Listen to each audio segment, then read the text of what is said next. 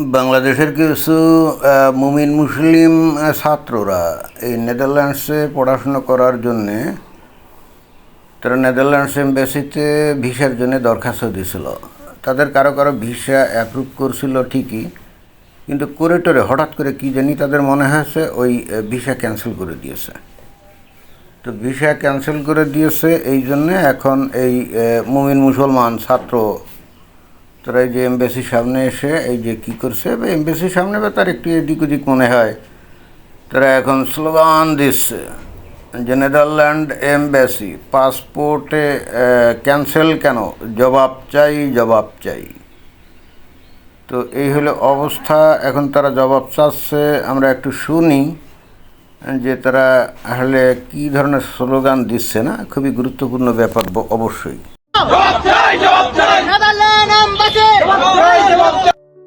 Netherlands embassy কি জবাব দিবে, মানে ঘটনা কি?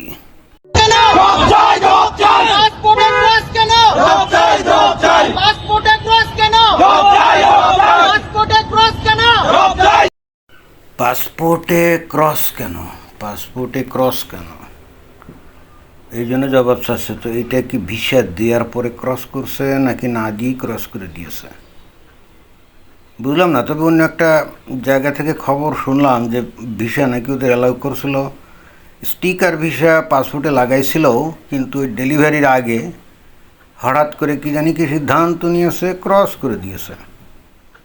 কিন্তু এটা তো এমবাসির নিজস্ব অধিকার না, এটা এটা তারা যা ইচ্ছে খুশি করতে পারে, ভিসা দিতেও পারে, নাও দিতে পারে। এটা তো এই বাংলাদেশের পাবলিকের কোনো রাইট না, ফান্ডামেন্টাল রাইট না যে তারা ভিসা পাবেই, দরখাস্ত দিলে ভিসা পাবে। It's not right, it's a privilege. Privilege মানে যে বিশেষ অধিকার, মানে এটা আসলে যারা নাকি এই ভিসা দিবে এটা তাদের নিজস্ব ইচ্ছা, এখতিয়ার, দিলে দিতেও পারে, না দিলে না দিতেও পারে। তো এখন এই হেতু তাদেরকে ভিসা দিয়েছিল এবং পরবর্তীতে তারা কী মনে জানি করছে, তারপরে ওই ভিসার উপরে ক্যান্সেল বা ক্রস করে দিয়েছে। That means visa is cancelled, right?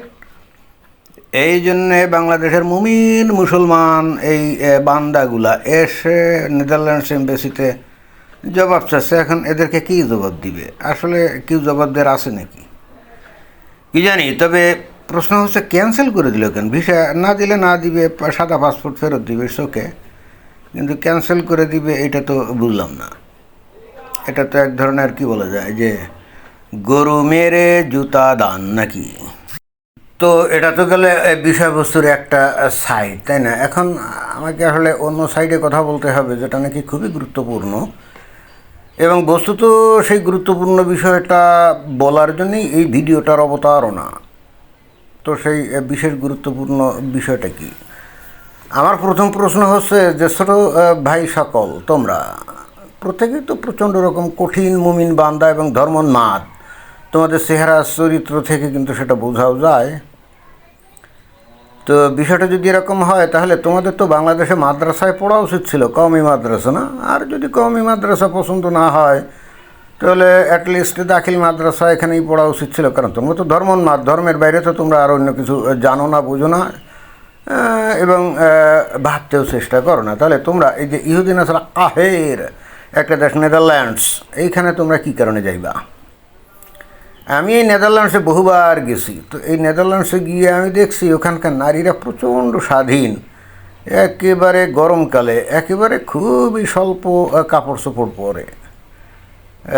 Bangladesh থেকে হঠাৎ করে যাওয়া কোনো লোকজন, বাংলাদেশ থেকে হঠাৎ করে এই নেদারল্যান্ডসে যাওয়া কোনো লোকজন দেখলে কিন্তু ভিড়মি খাইতে পারে এবং ভাবতে পারে যে এত মানে স্বল্প বসনে এই নারী চলে কেমন, ওই গরমকালে, শীতকালে না।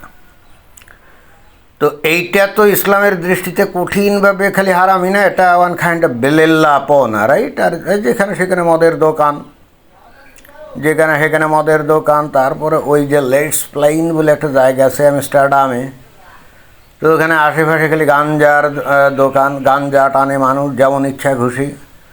তারপরে ওই লেটস প্লেইন বলে একটা জায়গা আছে, ওখানে দুনিয়ার বিভিন্ন লোকজন ওখানে গিয়ে জড়ো হয়, প্রকাশ্যে ওখানে বসে ওই যে মদ, তারপরে হুইস্কি, এইগুলা তারা পান করে। আর নেদারল্যান্ডসের অধিকাংশ মানুষ বিয়ে ছাড়াই লিভ টুগেদার করে বাচ্চা কাচ্চা হয়, অনেক ক্ষেত্রে আর কোনো দিন তারা বিয়ে শাদী করেও না। তো এরকম মানে ইসলাম অনুযায়ী যত হারাম কাজ আছে তার সবচেয়ে মানে সবগুলো এই নেদারল্যান্ডসে বিদ্যমান। এরা প্রচুর পরিমাণে পর্ক খায়, তবে এদের এখানে আর একটা ইন্টারেস্টিং খাবার আমি খাইছিলাম, হেডিং মাছ। হেডিং মাছ হচ্ছে যে লবণাক্ত হেডিং। আগে আমরা দেখতাম যে বাংলাদেশে যে লবণাক্ত ওই যে ইলিশ মাছ ছিল না, মাটির ভাঁড়ের মধ্যে ইলিশ মাছ কেটে তারপরে লবণ দিয়ে রাখতো, তারপরে এইটা যখন ইলিশের সিজন থাকতো না তখন ওই লবণাক্ত ইলিশ বের করে এনে ওই লাউ দিয়ে রান্না করতো, খুব মজা লাগতো। তো এই নেদারল্যান্ডসে আমি দেখছি যে হেডিং মাছ ওই রকম ওই লবণ দিয়ে রাখে কিনা কে জানে, মানে দেয় কাঁচা, ওই রকম মাটির পাত্রের মধ্যে রাখে, এরপর ওই দোকানে বিক্রি করে। এবং এইটা কিন্তু একবারে ডাইরেক্ট কাঁচা খাওয়া যায়। এবং এটা খাইতে গেলে ওই করে ওই রসুন, কাঁচা রসুন আছে না, কাঁচা রসুন কুচি করে কাটে, ওই রসুনের কিছু কুচি লাগিয়ে ওই হেডিং মাছে ধরে এরকম ঝুলিয়ে মুখে দিয়ে খাইতে হয়। এটা কিন্তু কাঁটা চামচ দিয়ে খায় না, এটা অনেকটা বাংলাদেশের স্টাইলে আমরা অনেক সময় অনেক কিছু এরকম হাতে নিয়ে এরকম মুখের উপর দিয়ে এরকম ঝুলিয়ে ঢুকায় দেয় না এরকম। তো ওখানে ওই হেডিং মাছও কিন্তু ওই কিসিমেই খায়। আমি প্রথমে খাইতে একটু দ্বিধাগ্রস্ত ছিলাম যে কাঁচা মাছ এটা খায় কেমনই, তো তারপরে খাইলাম, দেখি মজাই তো লাগে, খারাপ তো লাগে না। যাই গে, সেটা ভিন্ন কথা। আসল কথা হচ্ছে যে এই ইহুদি নাসারা কাফেরদের দেশে এই মমিন মুসলমান এই বান্দাগুলো কী কারণে যাবে, এটা তো আমার বোধগম্য হলো না। এবং তারপরেও এতদিন ধরে এই নেদারল্যান্ড সহ অন্যান্য দেশগুলো কিন্তু বাংলাদেশের লোকদেরকে যাইতে দিত, তারা এদেরকে মানুষ হিসেবে গণ্য করে তাদের দেশে যাইতে দিত, পড়াশোনা করার জন্য বেড়াইতে ইত্যাদি দিত। এটা মানে মিথ্যা কথা না, দিত। কিন্তু দেখা গেছে এই ছেলেফেলেগুলা যখন যদি মানে ভিসা দিত, এরা গিয়ে প্রথমে লেখাপড়ার কি তারা ওখানে গিয়ে সর্বপ্রথমে খুঁজতো কোথায় মসজিদ আছে, কোথায় হালাল খাবার আছে। এইগুলা তারা যে পড়াশোনা করতে গেছে এটা হয়ে যেত গৌণ, অর্থাৎ ওখানে ইসলাম পালনটা তার কাছে মারাত্মক গুরুত্বপূর্ণ বিষয় হয়ে দাঁড়াতো এরকম। এবং দশকের পর দশক ধরে এইগুলো করতে করতে এই নেদারল্যান্ডসে প্রচুর পরিমাণে কিন্তু এই ইসলামী জঙ্গিরা নানা রকম সন্ত্রাসী কর্মকাণ্ড করছে।